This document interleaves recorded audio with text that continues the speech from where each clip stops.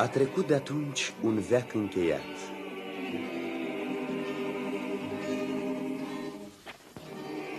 Era spre toamnă.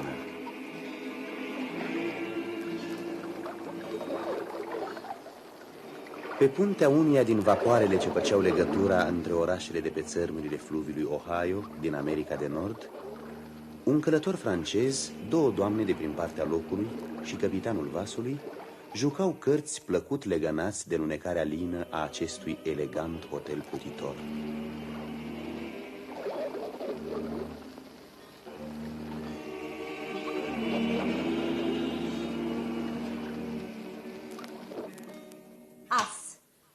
Caro? Domnule Durand, am spus caro și ai dat un valet. Oh, franțuzii ăștia. Mama, Martin, unde ai fost, Martin? pe puntea de jos.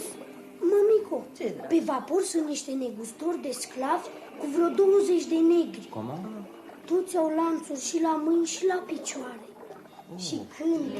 Sărmani. Doris. Cum? Am auzit bine? Sclavi? Ei da, sclavi, firește. Sunt doar negri. Bine, dar credeam că așa ceva nu mai există. Dar cum să nu mai existe? Fără ei n-am mai putea exista noi. Să mă iertați că nu mă pot opri să gândesc cu glas tare, dar sclavia este o rușine pentru țara dumneavoastră care se pretinde țara libertății, nu? Tocmai fiindcă America este țara libertății, suntem liberi să facem ce vrem cu negrii noștri. Ciudata și neașteptata concepție despre libertate, doamnă. Aș vrea să știți, domnule Durand, că nu toți americanii împărtășesc acest fel de a vedea. La noi, în statele din nord, unde... Doris, ești inconștientă, mai dir și spui absurdități. Dar cine este gentlemanul acela atât de elegant și de distins, care a ieșit chiar acum din apartamentul de lux? Nu e Harrison? Ba da, cred că el e. Harrison! Oh, ce surpriză plăcută! Hello! Ce plăcere pentru noi! Îți prezint pe domnul Durand. Durand, enchanté. Îmi pare bine. Dacă nu mă înșel, după accent sunteți francez. Vă displace accentul sau francezii? Nu francezii, ci ideile lor, pe care ar trebui, când pornesc în călătorie, să și le lase acasă. Atunci când ideile se pot schimba ca bancnotele dintr-o țară într-alta. Te asigur că dacă vei rămâne mai multă vreme pe la noi, te vei încredința că între bancnote și idei e o legătură mult mai strânsă decât îți închipui. Descoperirea asta, de altfel, va fi spre folosul dumitare. Dar, ia spune, Harrison, ce cauți pe meleagurile acestea? Te știam la Washington. Mă duc în Kentucky. Ce coincidență, avem același drum. Mă îndoiesc, domnul meu. Amabile doamne, mă duc să fac nițică ordine la mine pe plantație. Da? Trebuie să pun capăt unui adevărat scandal. În ce un scandal? Interesant, foarte interesant. Închipuiți-vă că un pârlit, un ticălos de negru, un sclav de-al meu, Da. pe care l-am închiriat la o fabrică, și-a permis obrăznicia să inventeze o mașină de... ceva în legătură cu cânepa sau bumbacul. O mașină care să înlocuiască munca omului. Era de altfel singurul lucru pe care îl putea născoci un negru, fiindcă renivia lor este de obște cunoscută. Auzi o brăsnicie. Ei au început acum să se ocupe și de mașini, muncă nobilă.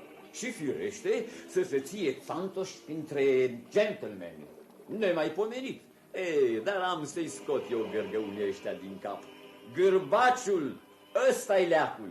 Înapoi la cârleț și la colibă. Gârbaciul e sfânt. Da. Bine, dar mașina aceea poate folosi și albilor, nu? De vreme ce economisește munca. La ce să folosească? Cum? Se vede că nu te pricep, domnule franțuz. Albii nu muncesc. Și la ce să muncească când dau la dispoziție mâna de lucru aproape gratuită a negrilor? Evident. Închipuiți-vă, doamnelor, cât de departe a mers obrăznicia acestui negru. S-a și însurat fără să-mi ceară voi. Ba, a mai făcut și un copil. Un ce, un copil? Auziți, caragios lâc. Da? Și cine este nevastă sa? Tot o sclavă, firește. O cheamă, se pare, Eliza. O fată în casă la vecinul meu de moșie, un oarecare Shelby. Un caragios care face pe liberal. Toate acestea mi le-a scris administratorul meu. De aceea mă duc să pun ordine acolo. Dar ce faci, domnule Durand? De ce te scoli de la masă? E singurul fel în care pot răspunde la cele ce mi-aud urechile. Cel puțin deocamdată. Mesdames? Da, eu plec și eu. Am treabă. Și ăsta e un caragios. Da. Și dânsa, mi se pare. Da. Autoritățile noastre ar trebui să fie mai prevăzătoare și să nu mai lase să intre în țară pe toate acești vânturi în lume. Sigur. Avem destulă bătaie de cap cu caragioșii ăștia de la noi.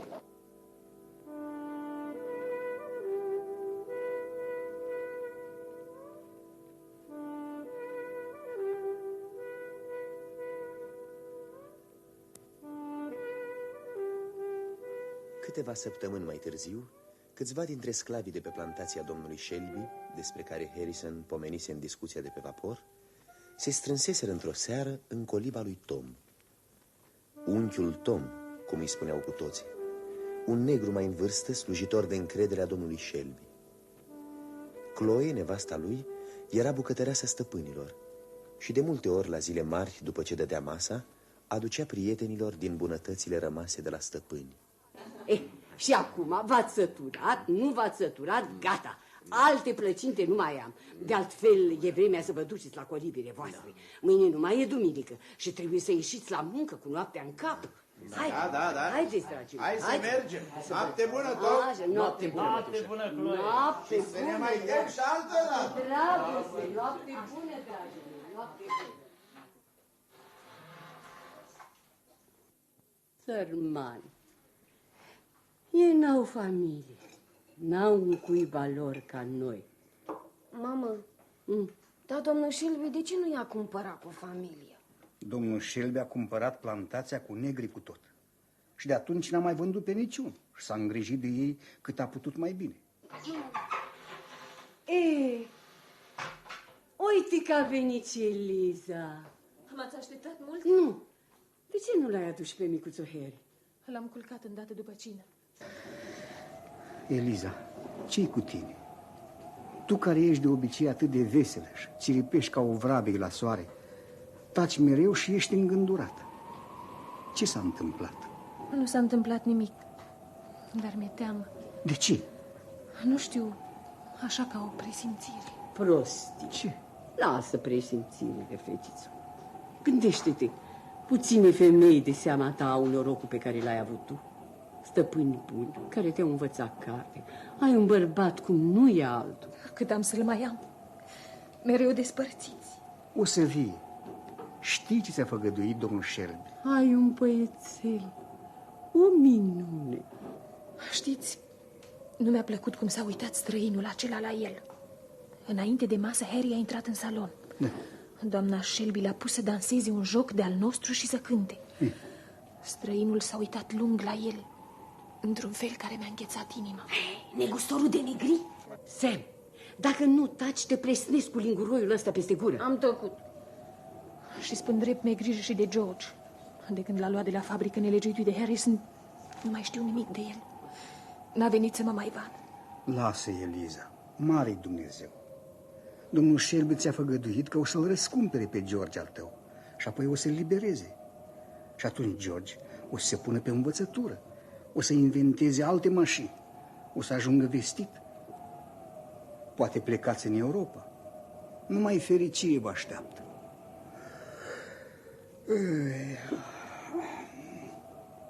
E târziu și în salonul stăpânilor e încă lumină.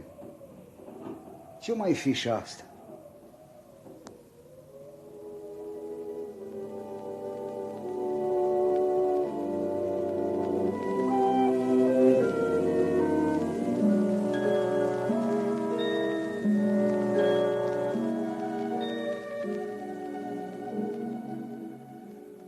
Salon aveți, domnule Shelby. Da, mulțumesc, domnule. Dar altceva te-am întrebat, domnule Haley. Domnule Shelby. Da. Îmi pare rău. foarte rău. Mă silești să vorbesc pe șleau. Șovăielile și scrupulele dumitale or fi ele frumoase și poate că în altă situație te-ar onora. Trebuie însă să-ți amintesc că te afli în mâna mea. Dacă nu te învoiești, îți protestezi polița. Și atunci mi se pare că ești pierdut. Va trebui să vinzi nu unul sau doi negri, ci pe toți și chiar întreaga plantație. Știu, Haley. Altfel nici n-am mai sta acum de vorbă. Dar mulțumește-te atunci în contul datorii cu Tom. No. Gândește-te, un om ca el mai rar. În primul rând, un negru nu e un om, domnule Shelby. Și apoi eu nu am nevoie de un om, ci de un sclav zdravăn.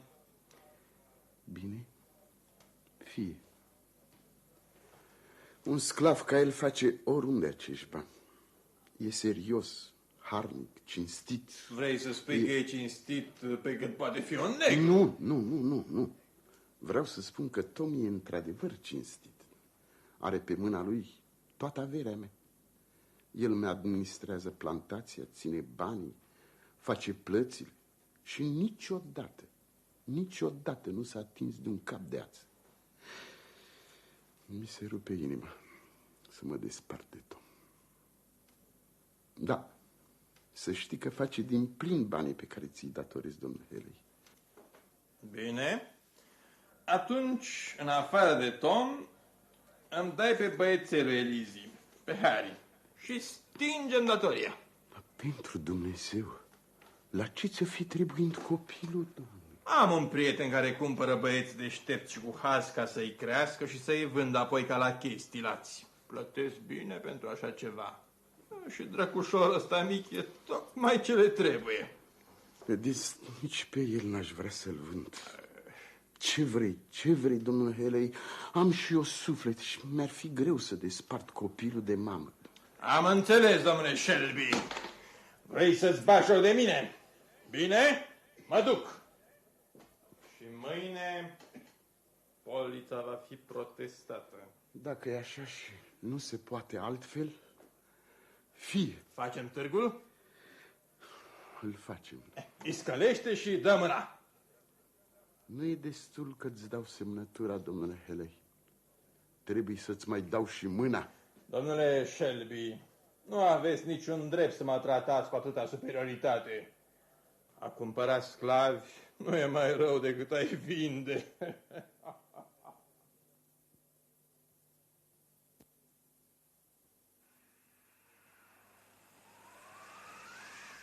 A dormit.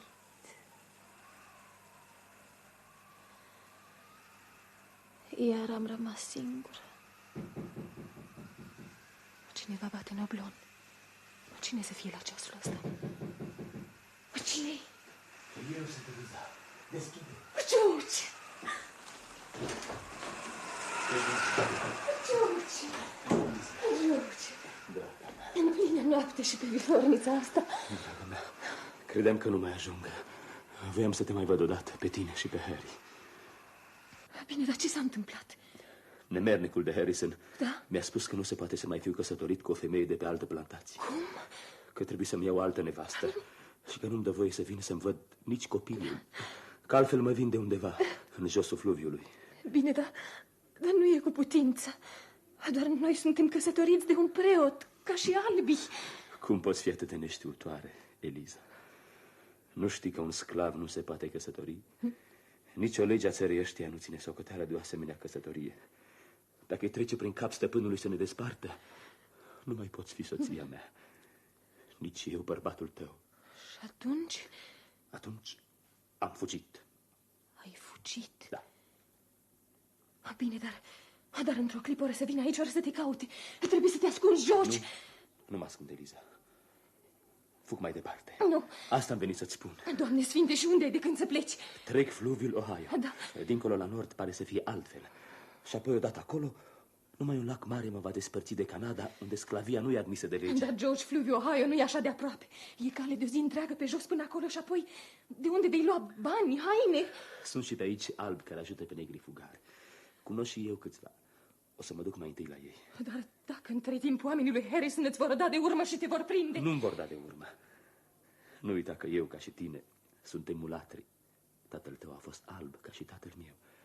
Dacă mă voi îmbrăca în haine ca lumea, vor crede că sunt un alb ceva mai oacheș. George, dar noi... Eu... Copilul... Eliza... Nu ne va mai vedea niciodată. Eliza... Dar cum ți-ai putut închipui așa ceva? Crezi oare că fug numai ca să mă pun pe mine la adăpost? Nu.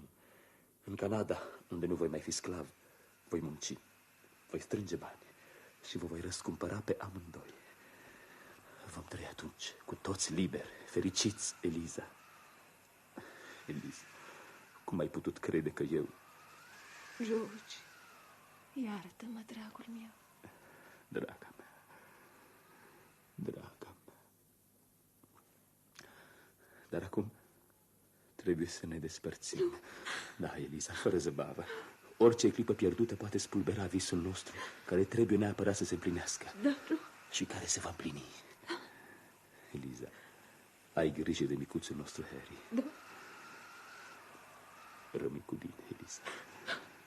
Haide, fii tare.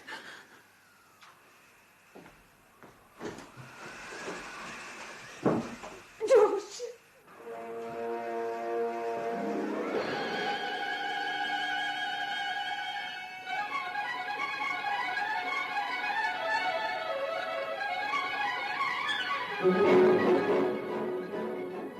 Dar peste vreo jumătate de ceas, bătăi grăbite și desnădăjduite răsunau în ușa colibii unchiului Tom.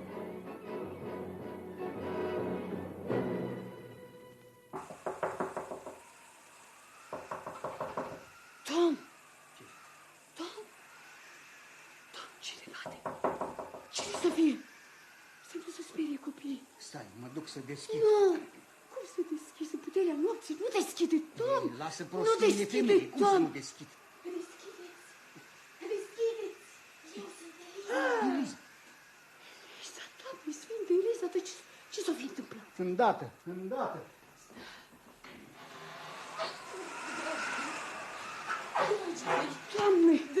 Doamne Dumnezeule, dar ce cu tine? La ceasul ăsta cu copilul în brațe, împrobotit ca pentru un drum lung? De ce sunt ochii ăștia plângi? Trebuie să fug, dragii mei. Da, să fug. Suntem încolțiți de răi și de dușmani. Și trebuie să fug și dumneata, unchiule Tom. Să fug eu? Da. La ce bun să fug? Ce vorbe asta, Eliza? Ți-ai pierdut mințile? Vino-ți în fire, fetițo. Fugi, unchiule, fugi! Te-au vândut și pe tine. Cine să mă vândă? Stăpânul să mă vândă pe mine? Da, vă spuneam eu și nu vreați să mă credeți. Stăpânul-i tot stăpân. Taci din gură, semne. Pe cine a vândut stăpânul? Pe dumneata și pe micuțul meu, Harry. Ce? Mâine negustorul trebuie să vie să vă ia pe amândoi în primire. Bunul Dumnezeu să se îndure de noi. E atât de groaznic, încât nu vine să cred.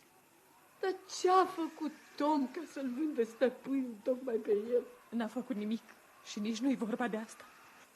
Ducându-mă să vorbesc cu stăpâna, am auzit-o din camera vecină prin ușa rămasă crăpată, cum se ruga pentru noi, cercând să-l înduplece pe domnul Shelby. Dar el spunea că n-a putut face nimic. Datora mulți bani omului acela rău, lui Haley. Dacă nu-i plătește toți banii, Haley va scoate în vânzare plantația și casa și toți sclavii. Așa că a trebuit să aleagă. Zicea că ori vinde pe Tom și pe Harry al meu, ori îi scoate la mezat pe toți negriși. Atunci are să fie mai rău. Dumneata, unchiule Tom, faci cum vrei. Eu m-am hotărât să fug ca să mi-l scap pe Harry. Ei, ce stai? Ce stai, bătrân? Adună-ți repede câteva boarfe și pleacă cu ei. Să fug eu? Dar ce? Ai de gând să aștepți cu mâinile în sân să te care în josul fluviului, unde negrii mor de foame și de grăbaci? Eu mai bine m-aș omorâ decât să mă las dus acolo. Pleacă în grabă cu Eliza. Tot ai tu la mână biletul de liberă trecere dat de stăpânul tău. Vei putea spune că umbli după treburile lui. De ce taci? De ce taci? Nu, Chloe. Nu plec. Eliza poate să plece. Ea are tot dreptul. Cu mine e altceva. Ați auzit-o ce a spus Eliza. Dacă nu mă vinde pe mine, sunt vânduți toți ceilalți sclavi ai plantației. E mai bine să sufere unul singur decât toți. Cu ajutorul celui de sus, cred că ați să pot îndura și eu ce au îndurat atâția alții. Dar noi... Stăpânii o să aibă grijă de tine și de copilașii noștri. Sărmanii noștri copilași pe care mă tem, Chloe, că n-am să-i mai văd niciodată. Tu... Dragii mei, iertați-mă, dar eu trebuie să plec. M-aș ruga numai. George a fost adineauri la mine. Nu știe nimic. A fugit. N-a mai putut răbda. Dacă puteți, încercați să-i dați de veste despre ce mi s-a întâmplat. Spuneți-i cum și de ce am fugit. Voi încerca și eu să ajung în Canada. Spuneți-i că-l iubesc mult și dacă nu-l voi mai vedea niciodată, să nu mă uite.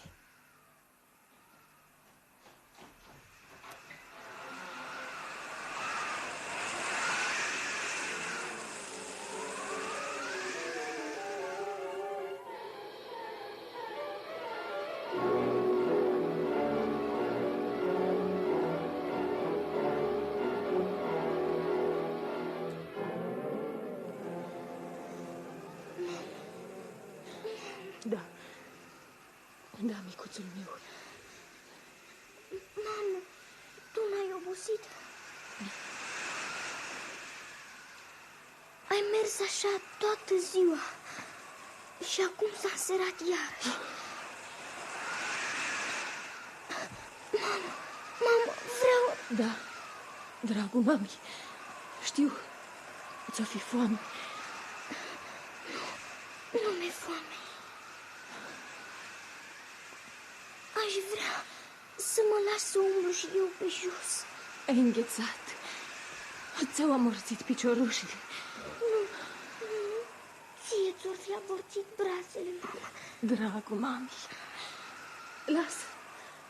Uite, nu mai avem mult.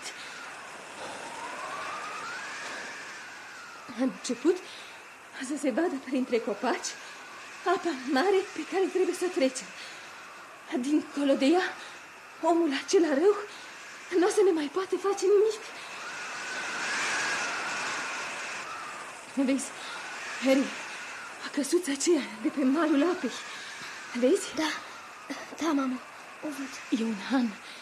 Trebuie să ne abatem pe acolo. Poate că am și obosit nițeluș.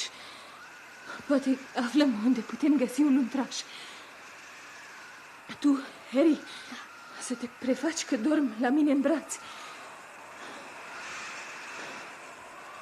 Dacă te întreabă cineva ceva, te faci că nu pricepi și nu răspunzi. Ai înțeles? Da, am înțeles, am înțeles.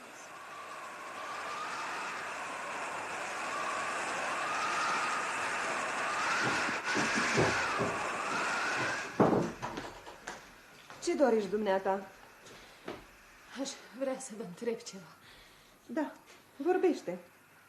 Nu știți cumva, nu-i pe aici vreun luntraș care să ne treacă apa. Chiar acum. N-ai noroc. Îmi pare tare rău de dumneata, că te văd așa de speriată și cu un copil în brațe. Dar nu se mai poate trece apa. O, Doamne Sfinte, de ce?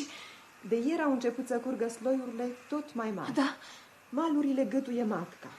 Sloiurile s-au încălecat la opritoare. Atunci s-ar putea trece apa cu piciorul. Ei, ce-ți dă prin minte? Poșghița e încă subțire. Sloiurile curg mereu, chiar așa încălecate. Apele sunt mari și înfuriate. Poșghița când se rupe, când se prinde din nou. Doar cu luntrea dacă te mai poți trecura. Bine, dar unde să găsesc o luntre? Ia stai puțin. Ei, Solomon! Ce vrei? Ce-i cu omul acela care zicea că vrea să treacă la noapte butoaiele cu rachiu peste apă? Păi, el așa zicea, că tot o să încerce să treacă. Vine mai pe seară. Ai auzit? Cred că cel mai bun lucru e să stai aici, să-l aștepți. Se mai încălzește și copilașul. Să nu se îmbolnăvească mititelul. Hai, uite. Intră aici în cămăruța asta. E mai cald și ai și un pat pe care copilul ar putea să doarmă un ceas, două. Îți mulțumesc. Îți mulțumesc mult.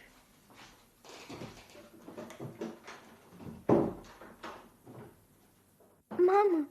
Dragul mami, uite, stai liniștit aici pe pat. Așa? Mamă, o să putem trece? O să putem. Fii fără grijă. Atunci, dacă mi-e somn, pot să dorm? Firește că poți. Dragul mami. Da, dacă dorm și vine omul cel rău, nu o să-l las să mă ia. Nu, nu-ți fie frică.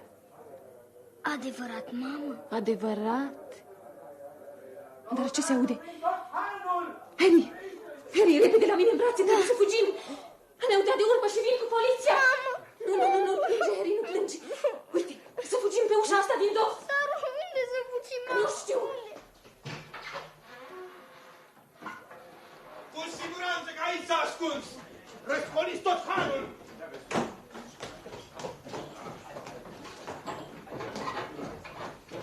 Uite-o, nu e ea? Aia este! Dar ce face ticăloasa? Coboară ca o nebună scara ce duce pe malul apii. Hai, în goană! Altfel s-au dus dracului peste $1000. Hai, aiute! Aiute!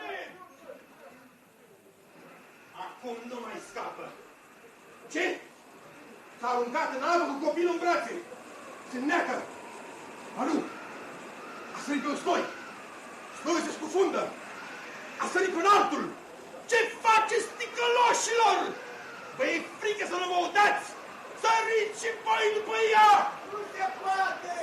E o nebunie! Oameni sunt încărcate! Aruncă picioarea! Mamă! Nu-ți fie frică, nu ne necăm!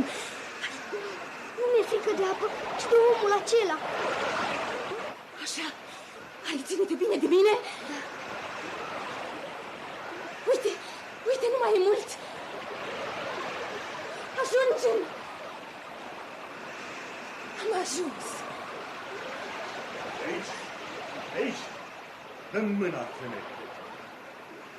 Așa! Ai scăpat! Dar cine sunteți dumneavoastră? Cine să fiu? Ia un om cu treburi prin părțile locului. Și de unde știți cine sunt eu? Păi, de unde să știu? Și la ce să știu?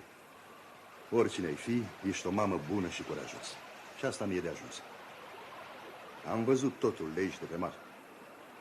Oamenii care te fugăresc nu pot fi decât niște ticăloși.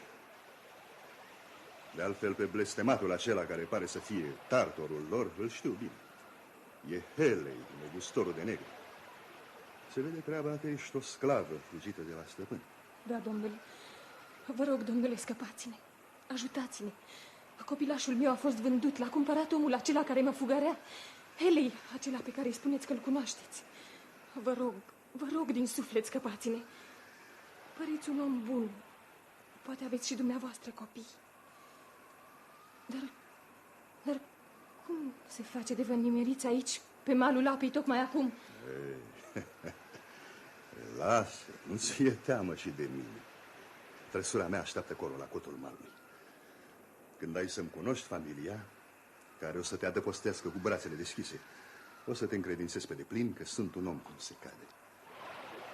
Cum de s-a nimerit să fiu aici? Așteptam un prieten, un gazetar francez care vizitează America. Îl cheamă Durand. A dat o raită și prin statul de peste fluviu, prin Kentucky. Și era vorba să treacă astăzi apa înapoi cu bacul ca să vină să stea mai mult cu mine și cu ai mei. Se vede că o fi auzit că nu se mai poate trece și și-a amânat venirea. Hai să mergem, că se face noapte și drumul prin mlaștinile putrede e greu. Și cum vă cheamă pe dumneavoastră? Van Velsor. Dar pe dumneata? Numele meu e Eliza. Și pe băiețel îl cheamă Harry. Haide, Eliza.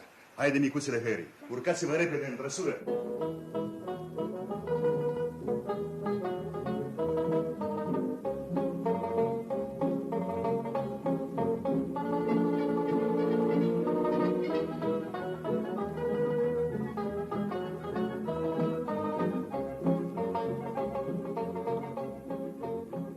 Câteva zile mai târziu, la hanul de adineauri, au avut loc niște ciudate întâlniri.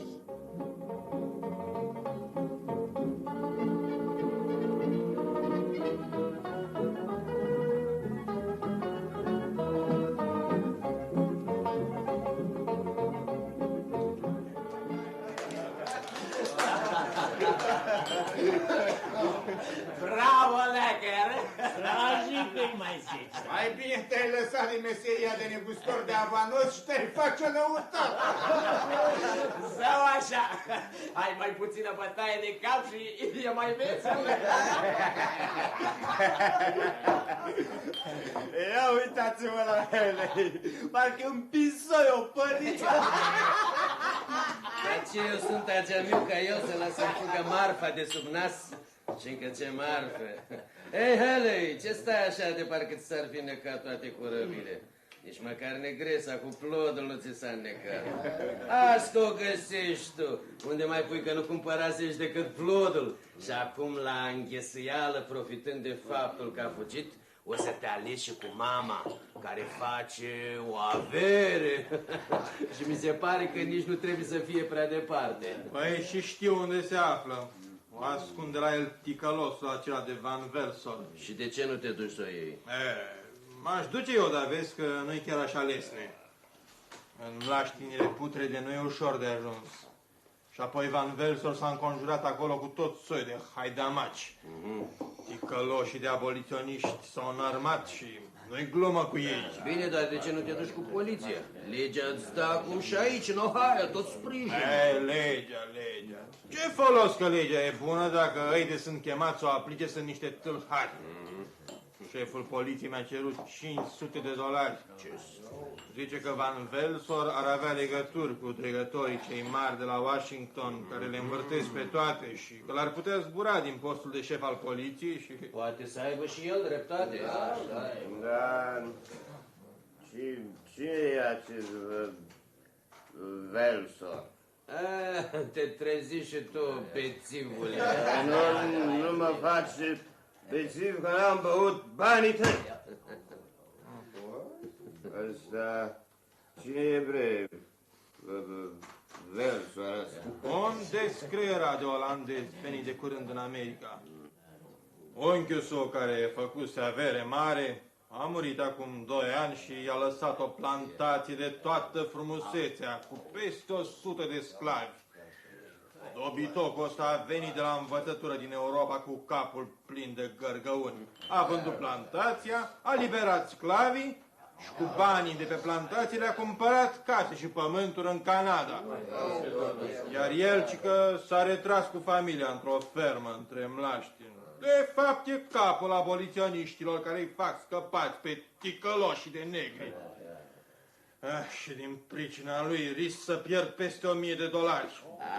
Lasă, că în schimb ai câștigat cu vârșin de sac cu Tom. Nici tu nu te așteptai să ți se urce prețul atâta.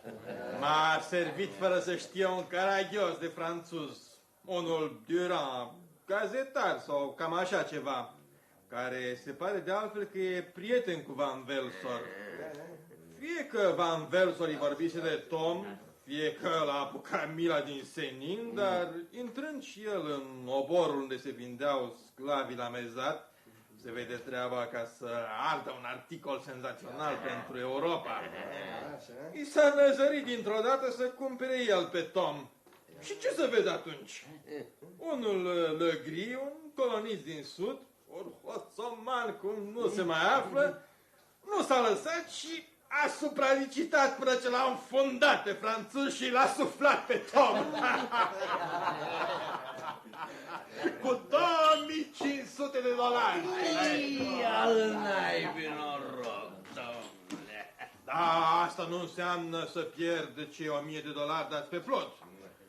Ah, dacă nu era câinele ăsta de aboliționist. Vorbești de lup și lupul la ușă. Uite cine intră. Van Velsor, ticălos, mi-aș crăpa capul. Ce spinișor. Cu ăsta nu-i de glumit. Să trăiți, domnule Van Velsor. Să trăiești și dumneata. Ia spune, a venit domnul Duran? Da, a ieșit cam de un ceas. Da, a spus că se întoarce în curând și dacă vreți să-l așteptați. Da, bine, bine. Ei, dar ce e asta? Vătășelul lipește un anunț? Ia să-l vedem. Ugit, tânăr, mulatru, cu numele de George Harris. E înalt, are pielea mai curând de alb decât de mulatru, părul negru creț. E foarte deștept, vorbește frumos, știe să scrie și să citească. Încearcă, desigur, să treacă drept alb. Ofer 400 de dolari celui ce mi le va aduce viu și aceea sumă celui ce îmi va dovedi că a fost ucis. Semnat Harrison. Asta e nemaipomenit. Ce faceți, domnule Van Velsor? Ce faceți? Rupeți afișul? L-aș rupe în bucăți pe acest Harrison care îi scălește. Afișe de acest soi sunt o rușine pentru America. Asta e părerea mea. Și a mea e la fel. Până la un punct, însă, desigur. Cine sunteți dumneavoastră, stimate domn? Numele meu e Wilson, John Wilson, industriaș din Nord. Îmi pare bine. Doctorul Van Velsor. Îmi pare bine. Ați rostit mai adineauri, dacă nu mă înșel, cuvintele până la un punct. Până la care punct, domnule Wilson? Nu e momentul și nici locul să intrăm într-o astfel de discuție. Eu însă îl cunosc pe mulatru despre care e vorba. A lucrat în fabrica mea aproape 6 ani și a fost cel mai destoinic muncitor.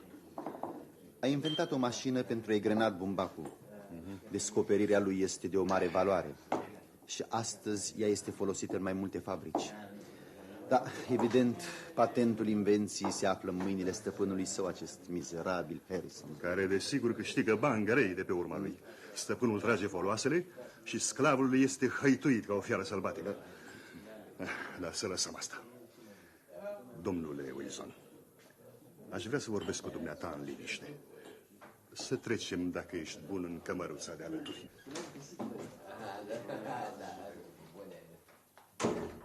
Aici putem vorbi nestingeriți. Domnule Wilson, Eliza, soția lui George Harris, se ascunde la mine. Dumneata nu știe unde se află bărbatul ei? Da și nu. V-am spus de altfel că eu nu împărtășesc decât până la un punct părerile dumneavoastră în ceea ce privește negrii. Da. Sunt împotriva tratamentului neuman ce li se aplică, dar sclavia este o instituție, un rău necesar. Da, știu, domnule Wilson. Am mai auzit asemenea argumente. Dumneata pare un om bun și inimos, dar nu te supăra, mai trebuie să pricepi multe. Poate că aveți dreptate. Poate că viața mă va ajuta să le pricep. Mi se pare, domnule doctor, că sunteți servit. Dar ce este? E chiar George Harris. Este deghizat. Coboară dintr-o caleașcă elegantă. Da. Ne dădusem întâlnire aici. Să nu lăsăm totul să intre în han. E mai prudent. Uite, ușa asta dă direct afară. George! George! Domnule Wilson! George, vino repede aici. Da? M-ați recunoscut așa deghizat? Da, George. De asta nu te-am lăsat să intri în han. De unde ai trăsura asta? Mi-am împrumutat un fermier din orașul vecin, un aboliționist. Dar dumnealui cine este? Cred că e și dânsul dintre aceștia, dacă nu ceva mai mult. Doctorul Van Velsor. Eliza se află la dânsul. Eliza? Atunci, domnule Wilson, nu mai e nevoie de... Să nu ne pripim. Am făgăduit să te ajut să salvezi familia și o voi face până la capăt. Prudența domnului Wilson e cu totul îndreptățită. Dar cazul nu e chiar atât de disperat. Domnule Van Velsor, nu-mi vine să cred. Parcă visez. Cum să vă mulțumesc? Mulțumește întâmplării care m-a făcut să intru în vorbă cu domnul Wilson. Te las o clipă cu el. Văd că prietenul meu, Durand, a intrat în han. Da, bine. Mă duc să-l aduc și pe el și să pornim cu toții în grabă la conacul meu din pădure. George, acum că suntem singuri, dă-mi voie să spun sincer ce gândesc. Cred că joci o carte periculoasă. O fac pe propria mea răspundere. Nu e vorba numai de răspundere, ci și de îndatoriri, de legile lui Dumnezeu și ale patriei tale. Nu recunosc altă lege decât omenia. Cât despre patrie, domnule Wilson, dumneavoastră aveți poate o patrie, dar eu... Ce patrie am eu, sau oricare fiu de sclavi? Ce înseamnă legea pentru noi? Nu noi întocmim legile și nu noi le aprobăm. Noi nu avem cu ele nici în clin, nici în mânecă. Ele sunt făcute să ne distrugă și să ne țină în robie. George, parcă s-a întâmplat o minune cu tine. Vorbești și te porți ca un alt om. Da, sunt acum un alt om. Un om liber, domnule Wilson. George, când mă gândesc la primejdiile care te pândesc, îmi îngheață sângele în vine. Mie mi-a înghețat sângele în vine de mulți ani, domnule Wilson. Acum însă simt că a început să fiarbă. George, Harris, e momentul să mergem. Vom ieși pe ușa aceasta din dos. Trăsura mea este gata.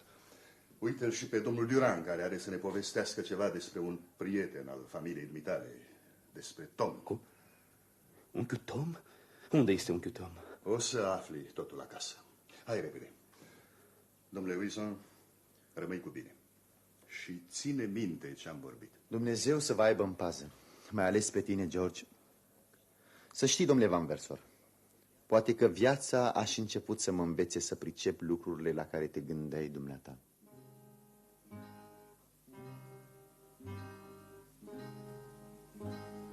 Du-te, frate, du-te sus la cer, să ne spui la îngeri cei pe lume.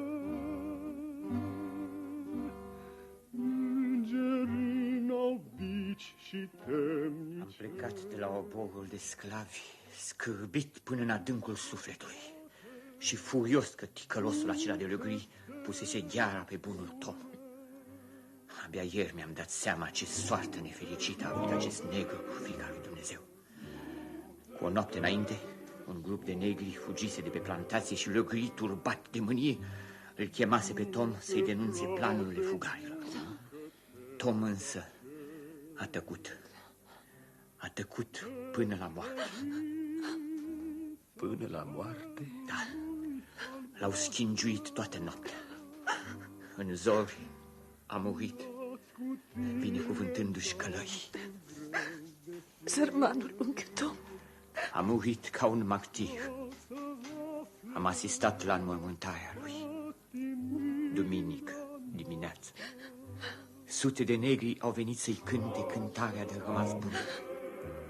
Cântecul acela straniu, ca un strigă de revoltă de pe culmile deznădejdii, mă urmărește încă. Mă va urmări toată viața. Și din ceruri cată-te ne spune, dacă Sfântul are piele albă,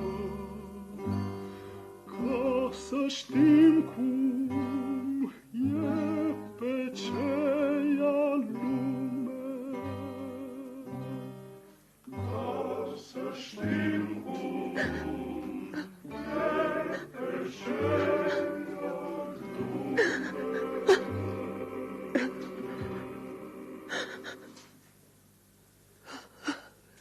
Eliza, de ce ai amuțit așa? Stai de atâta vreme tăcută în fața căminului, privind flăcările. Eliza, dar tu plângi. Ce ai? Mă gândesc la unchiul Tom. Cele povestite de domnul Durand sunt groaznici. Da, Eliza, groaznici. Dar nu trebuie să ne mai gândim la ceea ce a fost, ci numai la ceea ce va fi. La ceea ce nu trebuie să se mai repete niciodată cu nimeni. calvarul ăsta nu se poate să nu ia sfârșit. George, și crezi că pentru noi calvarul s-a sfârșit? Nu uita că nu suntem încă în Canada. Și în căsuța aceasta în care domnul Van Welsor ne-a adăpostit, primejduindu-și libertatea și poate chiar viața, nu putem rămâne o veșnicie. Firește, dar trebuie să ne încredem în oamenii cinstiți și curajoși ca domnul Van Welsor și tovarășii săi, pentru care un negru este și el un om. Până la malul lacului, de unde putem lua vaporul care să ne treacă în Canada, sunt numai câteva ceasuri, cu o trăsură, cu cai buni. Doamne, cine-o fi? E domnul Van Welsor. Poftiți. Dragii mei, trebuie să plecați neapărat în noaptea asta. E vreo primejdie? Da. Aseară poliția a fost la mine. Cum? De vreme ce tâlharul de polițai a îndrăznit să vină la mine, înseamnă că i s-au dat bani grei. Și pentru bani, copoiul e gata să facă orice. Negăsindu-vă la mine, o să înceapă să cerceteze toate cotloanele mlaștinilor putrede. Și atunci? Trebuie să le luăm înainte. Da. Am pregătit totul. Am pus un fermier de-al nostru să-l urmărească pe polițai. Da. S-a întors în oraș și de bună seamă că mâine se va înființa aici cu o droaie de bandiți. Dar până să aibă vreme să-i adune și să sosească, voi trebuie să fiți pe vapor. Sigur că da. Domnul Durand vă așteaptă la debarcader cu biletele. Da. Voi rugați-vă în trăsura care e afară. Vă însoțesc până în port chiar eu, împreună cu 10 oameni de-ai mei. Da. Am trimis înainte un om călare ca să cerceteze drumul și să ne vestească dacă ne pândește vreo primejdie. Vă mulțumim.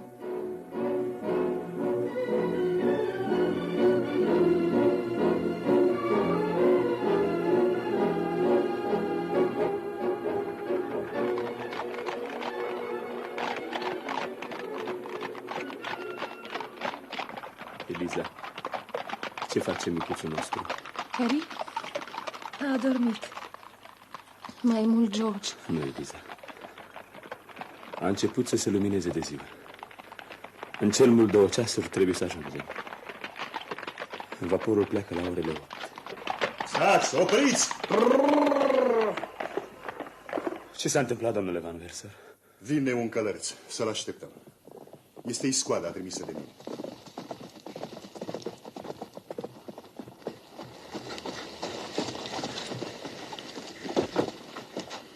Ce se aude, Jim?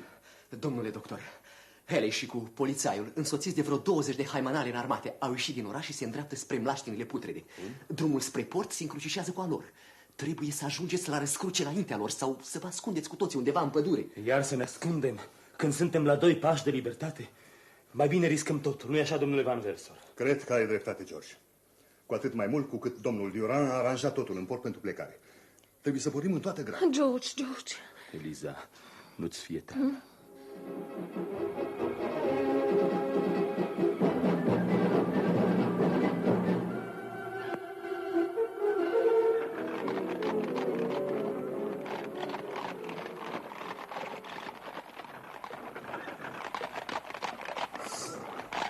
Mai iute!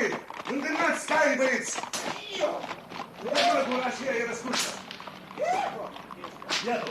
Ha? Mii de dragi! Hoții și ticăloșii trag după noi! Ne-au văzut! Nu-i nimic! Caii noștri largă mai repede și tâlharii sunt la o bună distanță în urmă. Da, copii, dar nu putem sosi în port așa, cu poliția după noi. Vă dați seama că atunci nu vă mai puteți urca pe vapor. Veți fi arestați de autoritățile portului. Ce-i de făcut? M-am gândit tot drumul asta. La câțiva kilometri de aici, nu departe de port, se află niște stânci abrupte, sălbatice, pe care le cunosc bine. Trebuie să ajungem acolo înaintea tâlharii. Și pe urmă? Veți vedea. Iată stâncile. Opriți! O adevărată cetățuie. Repede, jos din trăsură! Voi, prieteni dragi, priponiți caii și veniți după noi. Da. Jim, mai iute, mai iute! Da, lasă. Priviți! Poteca de acolo străbate un defileu îngust, pe unde poate trece un singur om. Dar poteca se oprește în marginea prăpastiei. Am luat eu o scândură din trăsură. Treceți pe ea. Haide, curaj, Eliza. Uite, George, îți dă mâna. Haide, Eliza. Haide, repede, repede și voi, băieți. Tâlharii se apropie. Așa. Ridicați puntea. Și acum, repede la crestă, de unde putem trage ca printre crenelele unei fortărețe. Bine, dar cât o să rămânem aici asediați? O să vedem. Ah, iată, au sosit.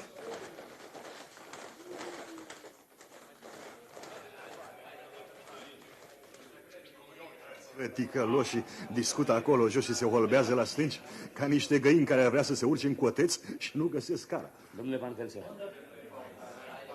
n-ar fi bine să le dăm un avertisment, domnule Van Velsor? Să le arătăm că dacă încearcă să se urce, vor fi împușcați. Tu, cu generozitatea ta, vezi să nu pățești ca Tom. Fă cum crezi. Da? Să tragem cu urechea la ce vorbesc acolo jos. Ecoul ne ajută. Da. Ce dracu o spune Haley, polițaiule?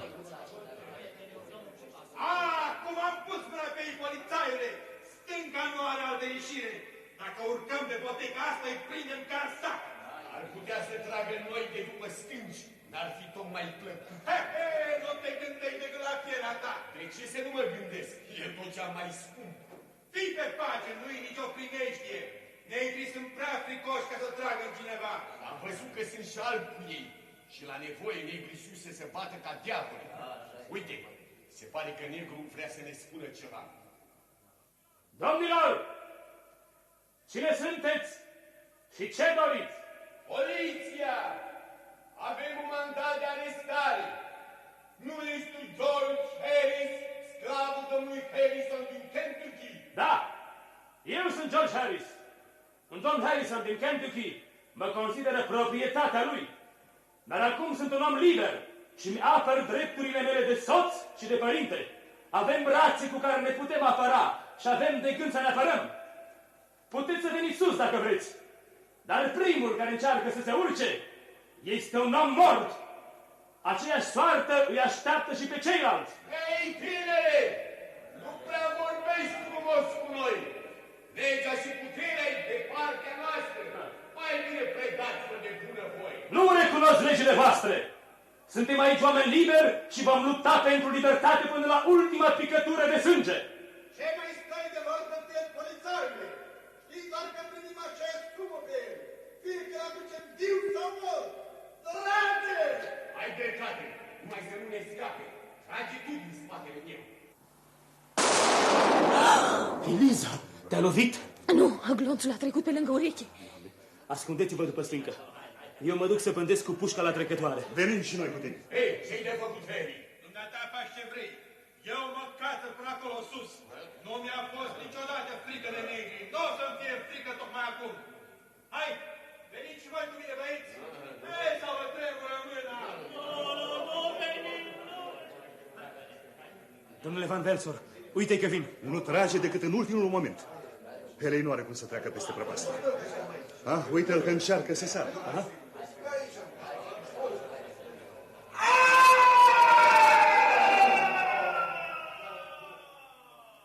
Nemernicul s-a prăbușit în prăpastie. Dumnezeu să-l ierte. Ia seama, ceilalți se pregătesc să tragă. Atenție! Uite, unul a reușit să sară. Și încă unul. Vine încoace. Cu atât mai rău pentru ei. În numele libertății, foc!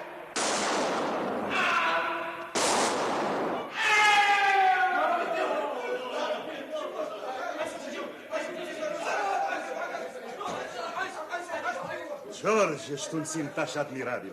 Uite că fug. Se duc la oraș după întărit. Repede jos, la trăsură. Poate că mai prindeți vaporul.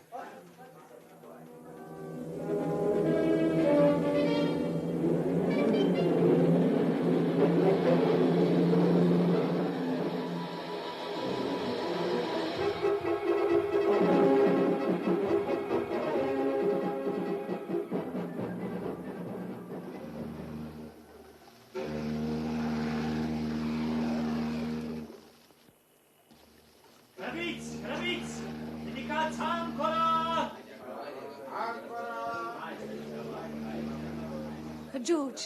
Da, Eliza. George, am pornit. Malul se depărătează. Adio, domnule Van Velsor. Nu te vom uita niciodată. George, suntem liberi. Liberi. Înțelegi, George? Da, Eliza. De azi înainte, nimeni nu va putea să ne mai despartă. Vom putea trăi fericiți și liniștiți. Fericiți, da. Liniștiți încă nu. Va trebui să luptăm.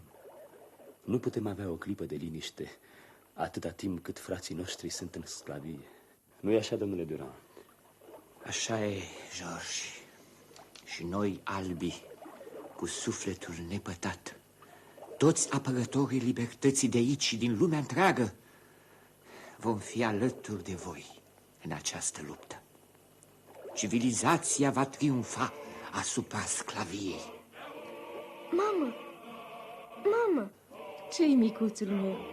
Marinarii de pe vaporul acesta sunt negri? Nu? Dar cântă ca noi. Auzi, mamă? Auzi?